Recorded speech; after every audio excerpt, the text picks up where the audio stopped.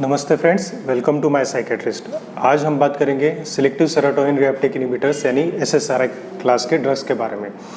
एसएसआरआईज ये साइकेट्री में शायद मोस्ट कॉमनली यूज़ की जाने वाली मेडिसिन है।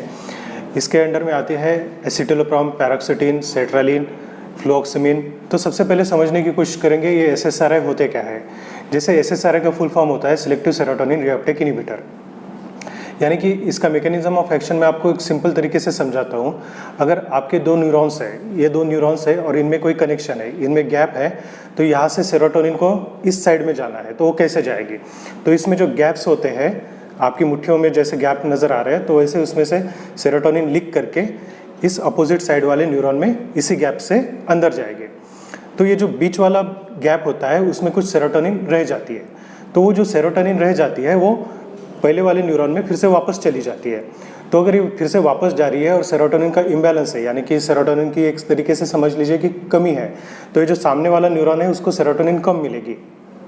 तो जो यहाँ से जो सेरोटोनिन निकल के बीच की गैप में आता है, तो उस पहले वाले न्यूरॉन पे कुछ रिसेप्टर्स होते हैं जो वो सेरोटोनिन को वापस खींच लेते हैं। तो वो एक्शन बंद करके जो सेरोटोनिन बीच में गैप में है वो सामने चली जाए, इसलिए सेरोटोनिन रिएप्टेक इनहिबिटर्स काम करते हैं। तो वो जो पंप्स लगे होते हैं जो सेरोटोनिन को वापस बुला लेते हैं, उसको ये बंद कर देते हैं और सेरोटोनिन आगे चली जाती है। ये सिंपल सा मैकेनिज्म ऑफ एक्शन होता है। तो ये सेरोटोनिन रिएप्टेक इनहिबिटर्स ये जो क्लास है, ये सबसे पहले जो डेवलप किया गया एंटी डिप्रेसेंट है।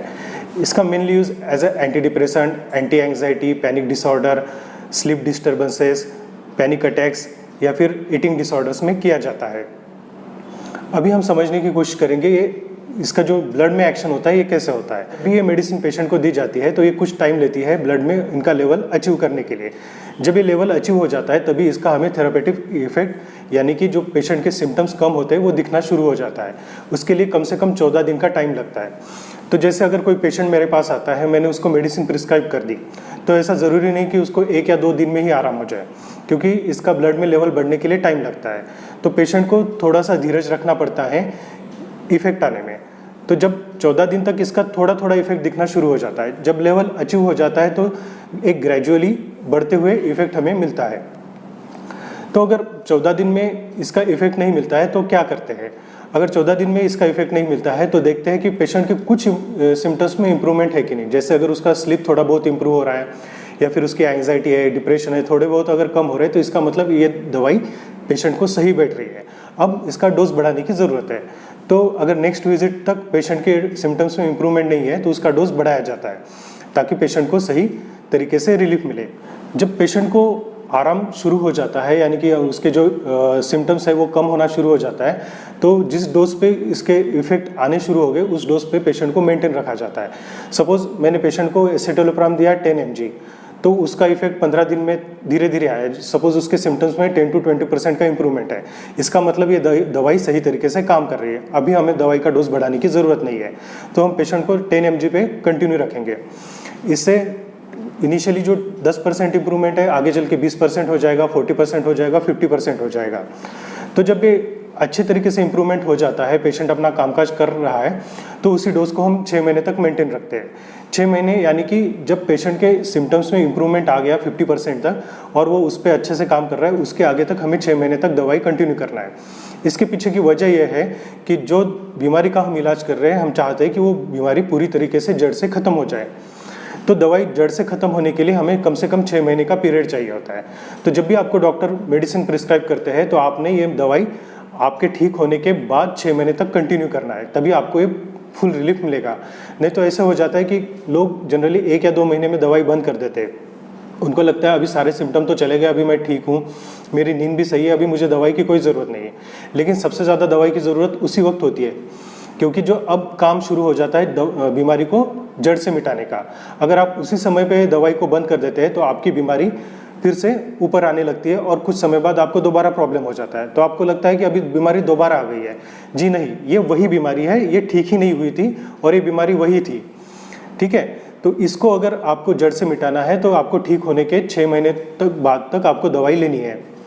अगला पॉइंट आता है कि इसके साइड इफ़ेक्ट्स क्या होते हैं। SSRIs काफ़ी सेफ दवाइयाँ होती है, इसके साइड इफ़ेक्ट काफ़ी कम लोगों में देखे जाते हैं, लेकिन फिर भी जो भी साइड इफ़ेक्ट्स होते हैं वो आपको समझना ज़रूरी है। इसलिए हम शुरुआत में ऐसे करते हैं कि पेशेंट को जो दवाई देते हैं शुरुआत के 3-4 दिन कम डोज में देते हैं, ताकि समझ सके पेशेंट ये दवाई टॉलरेट कर पा रहा है या नहीं कर पा रहा है। तो अगर उसमें कुछ प्रॉब्लम्स होता है, जैसे एसिडिटी होती है, घबराहट बढ़ जाती है या और भी कोई सिम्टम्स होते हैं, तो उस समय में हम दवाई चेंज कर देते हैं। लेकिन जहाँ तक मेरा खुद का एक्सपीरियंस है, मुझे आज तक किसी पेशेंट की दवाई चेंज नहीं करनी पड़ी। तो ये दिखाता है कि SSRI काफ़ी सेफली पेशेंट टॉलरेट कर लेता है। जब दवाई कंटिन्यू हो रहती है तो उसके साथ अगर एसिडिटी हो रही है तो आपको ये दवाई खाना खाने के बाद लेना है, ना कि खाली पेट। अगर सर दर्द होता है, बाकी और कोई सिम्टम हो रहे हैं, तो उसको आपको मॉनिटर करना है, उसकी डायरी मेंटेन करना है और अपने साइकेट्रिस्ट को बताना है, ताकि वो अगली बार दवाई के साथ और कोई मेडिसिन की रिक्वायरमेंट है क्या वो चेक करे, या फिर दवाई चेंज करने की अगर ज़रूरत पड़ती है तो उसको चेंज कर सके। अगला इंपॉर्टेंट साइड इफेक्ट होता है सेरोटोनिन सिंड्रोम, यानी कुछ लोगों में जब वो दवाई लेते हैं तो अचानक से सेरोटोनिन की लेवल काफ़ी ज़्यादा बढ़ जाती है। तो जब ये बढ़ी हुई लेवल की वजह से उनको अचानक से बहुत ज़्यादा फीवर आता है, बॉडी पेन होने लगता है, घबराहट महसूस होती है, दिखने में साफ नहीं दिखाई देता है, तो ऐसे समय आपने तुरंत अपने साइकेट्रिस्ट से कंसल्ट करना है और आपको अगर हो सके तो एडमिट करने की भी ज़रूरत पड़ सकती है। लेकिन ये सिंड्रोम बहुत ही रेयरली पाया जाता है। आप ऐसा समझ सकते हैं कि 100 में से एक आधी पेशेंट को ऐसे हो सकता है। फिर भी आपने इसके बारे में अवेयर रहना है और ज़रूरत पड़ने पर अपने डॉक्टर को इन्फॉर्म करना है। नेक्स्ट होता है ब्लीडिंग टेंडेंसी। पेशेंट में देखा जाता है कि ये सेरोटोनिन प्लेटलेट्स पे एक्ट करता है, उसकी वजह से ब्लीडिंग टेंडेंसी बढ़ जाती है, लेकिन ये इतना भी ज़्यादा नहीं बढ़ती है कि पेशेंट को दवाई बंद करने की ज़रूरत पड़े।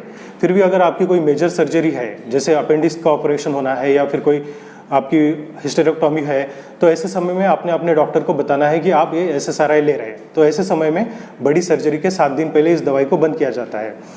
छोटी सर्जरी है तो ये बंद करने की कोई ज़रूरत नहीं पड़ती है। अगला साइड इफेक्ट होता है डिसकंटिन्यूएशन सिंड्रोम। अगर सेरोटोनिन की जो दवाई है, सेरोटोनिन रिएप्टेक इनहिबिटर्स, ज़्यादा लंबे समय तक लिए गए, सपोज 1 साल या 2 साल, तो अगर आप उसको अचानक से बंद करते हैं तो डिसकंटिन्यूएशन सिंड्रोम होता है।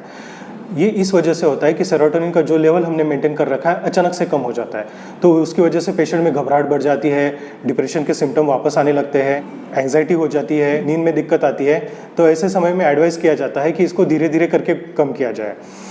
फ्लुओक्सीटिन में ये सिम्टम बहुत कम पाए जाते हैं, बाकी एसिटिलोप्राम पेरोक्सीटिन में ये सिम्टम थोड़े ज़्यादा होते हैं। तो ऐसे समय में आपने अपने डॉक्टर से संपर्क मेंटेन रखना है और उनकी सलाह के अनुसार ही दवाई का डोज कम करना है। मैं आशा करता हूँ कि संक्षिप्त में मैंने आपको SSRI क्लास के बारे में समझाया। अगले वीडियो में हम कोशिश करेंगे कि इंडिविजुअल SSRI के बारे में जानेंगे। तो अगर आपको ये वीडियो पसंद आया तो इसको लाइक कीजिए और अपने दोस्तों में शेयर कीजिए। धन्यवाद।